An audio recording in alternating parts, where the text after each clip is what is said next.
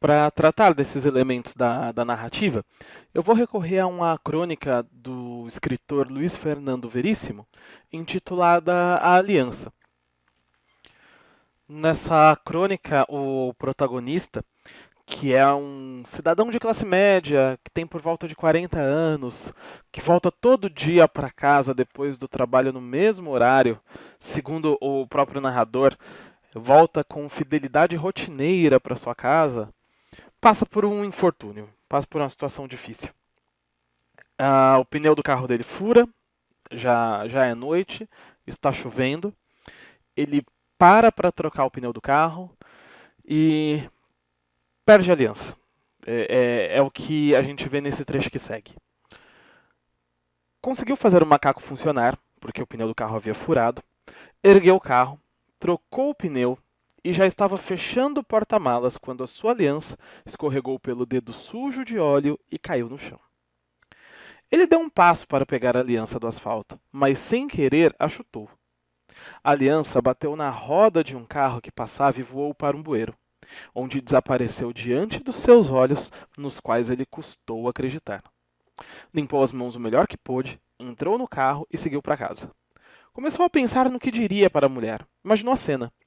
Ele entrando em casa e respondendo às perguntas da mulher antes de ela fazê-las. E daí segue a crônica que não por acaso leva esse título A Aliança. Não é? A perda da aliança, que se dá nessa situação no mínimo curiosa, não é?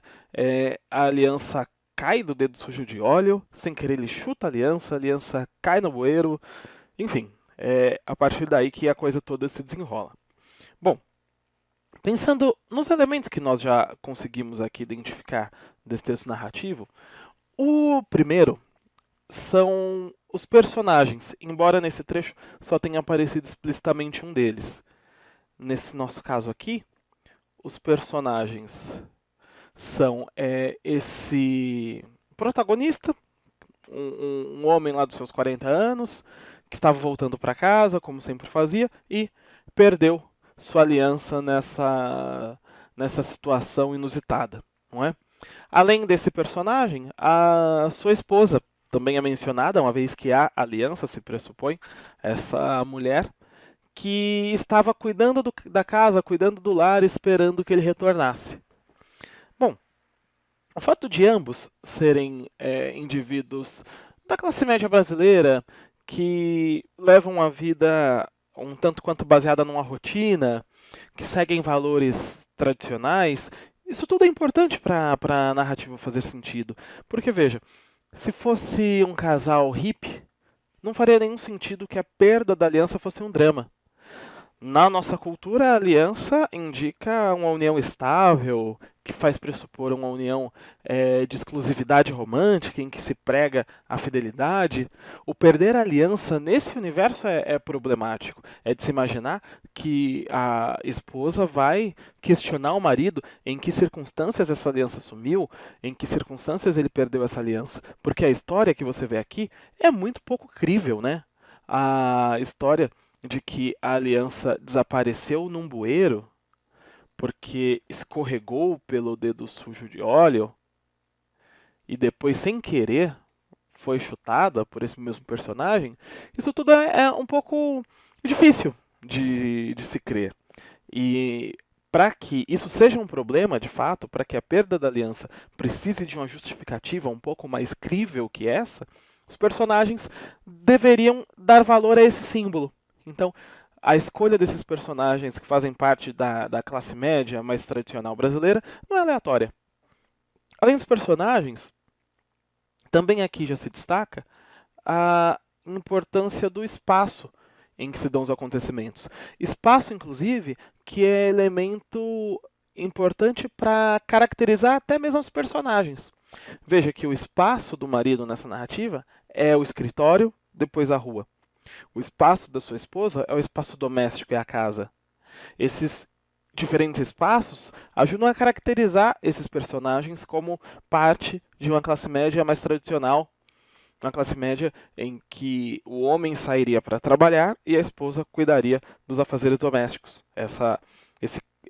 esse modo de vida mais conservador, digamos assim, esse modo de vida baseado em valores patriarcais, é mencionado, é apontado no espaço.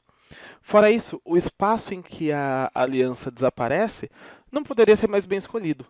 É noite, está chovendo e o personagem está na rua. Se essa aliança tivesse sido perdida dentro do escritório, nós não aceitaríamos com tanta facilidade a existência dele de procurá-la, não é? Mas quando ela desaparece diante de seus olhos num bueiro, se percebe que sim, essa aliança foi perdida, não é possível recuperá-la, e apenas esse espaço da rua, não o espaço do escritório, por exemplo, é propício para criar esse efeito. Outro elemento importante, fundamental da narrativa, além do espaço, é o tempo. Tempo tanto concebido como duração da narrativa, quanto concebido como época em que a narrativa se passa. No caso de A Aliança, se nós consideramos que o tempo é o final do século XX, a segunda metade do século XX, isso é coerente com o perfil de personagem que se criou e com o tipo de vida que essas personagens levam. A escolha de uma época acaba sendo importante para dar verossimilhança para a narrativa. E além do tempo, fechando nossa lista, outro elemento importante do texto narrativo é o narrador, que aqui nós até poderemos destacar o próprio foco narrativo, porque há uma diferença considerável em se adotar um narrador que é personagem da história, que portanto olha para a história mais de dentro, sendo um narrador em primeira pessoa, personagem, e há o narrador que vê com mais distanciamento, o narrador que não é personagem, o narrador em terceira pessoa. Porém, esse tópico aqui merece mais comentário. Vamos deixar o foco narrativo para o próximo vídeo. Agora eu peço que você faça 2 exercícios sobre esse tema geral, sobre os elementos da narrativa, e daqui a pouco nós destacamos a figura do narrador.